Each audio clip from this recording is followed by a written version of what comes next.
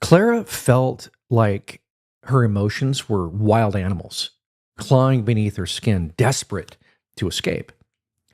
Sadness pulled her into this deep, dark water.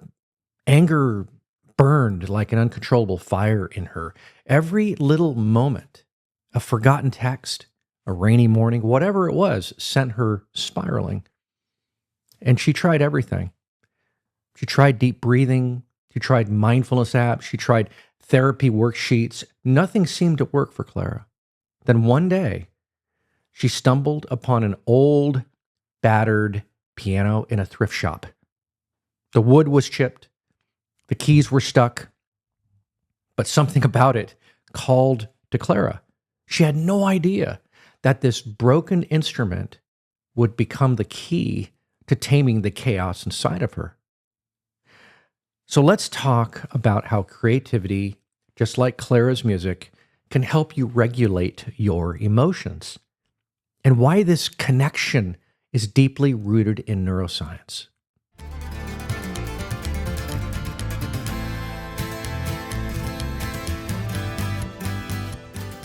So let's talk about emotional chaos that we feel sometimes. You might not have a piano like Clara, but we've all felt what she's experienced, emotions that feel overwhelming, unmanageable, even destructive. Anger that lashes out before you can stop it, sadness that pulls you under, anxiety that buzzes like static in your brain. But here's the truth. Emotions aren't your enemies. They're signals, they're messages from your mind and from your body. And creativity is one of the most powerful tools that you can use to listen to and shape those signals. Now let's talk about what creativity does to your brain. As I talked about in my last video, when you engage in creative activities, whether it's music, painting, writing, cooking, your brain comes alive in incredible ways. Again, like I mentioned before, the prefrontal cortex activation, this part of your brain responsible for decision making, emotional regulation, it lights up when you create. It helps you process your emotions, giving you control over them rather than letting them control you. And then there's the amygdala calming. The amygdala, right? Your brain's fear and stress center. It becomes less active when you're immersed in creativity. Think about that. This helps reduce feelings of anxiety and overwhelm. And then there's, like I said before, neuroplasticity boost. Creative activities, they actually increase this neuroplasticity, your brain's ability to adapt, to grow. This means that you can rewire how you respond to emotional triggers. And then there's the dopamine release. Oh, creativity floods your brain with dopamine, the feel-good neurotransmitter, which of course not only lifts your mood, but it also creates a sense of accomplishment and fulfillment. You see, Clara might not have known the neuroscience behind her piano playing, but every single time that her hands touched the keys, her brain was reshaping itself, helping her find peace amidst the chaos. Now let's talk about creativity as an emotional outlet. You see, when Clara pounded the keys in anger, her emotions were no longer destructive. They became thunderous chords, raw, powerful. And when she felt sadness, her soft, haunting melodies turned her pain into something beautiful. This is the magic of creativity. It transforms your emotions into something tangible, something you can see, something you can hear, something you can touch. Instead of bottling up your feelings or letting them spiral, creativity gives them a place to go. It turns anger into energy, sadness into reflection, and anxiety into focus. Your emotions are no longer wild animals. They become untamed stories waiting to be composed, painted, written, or expressed. Now let's talk about why creativity helps regulate emotions. Creativity doesn't erase your emotions. It gives you the tools to navigate them. First, it creates space.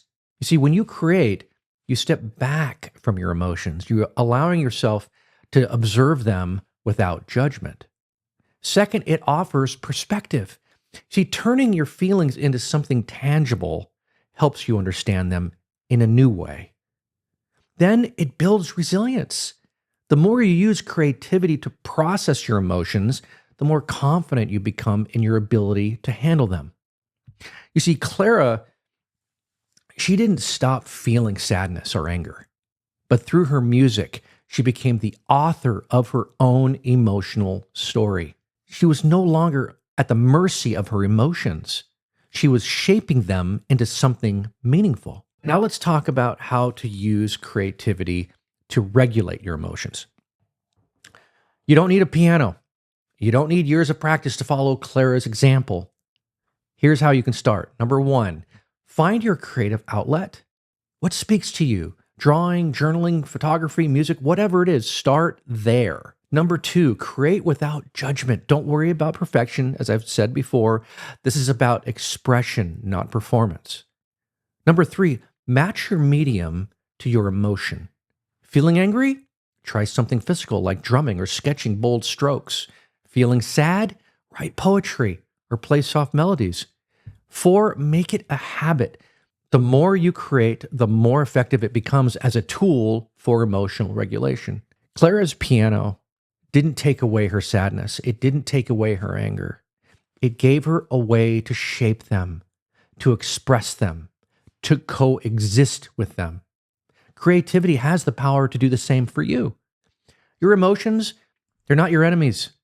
They're stories waiting to be told, and creativity is how you write them. So here's the challenge. Pick up the pen, the brush, the instrument, as I always say, whatever calls to you. And let your creativity become your greatest ally in taming the chaos within. Your emotions are waiting to be heard. Now it's time to give them a voice. When emotions feel overwhelming and chaos takes over, creativity becomes a way to calm the storm. Through creating, you give your feelings a place to go, a canvas for your anger, a melody for your sadness, or words for what feels unspeakable. The act of creating pulls you out of the noise, bringing clarity and grounding to even the most turbulent moments. Each brushstroke, each click, each word helps you process what's inside, turning pain into purpose and confusion into expression. And as you create, you realize you're not just regulating your emotions, you're transforming them into something meaningful.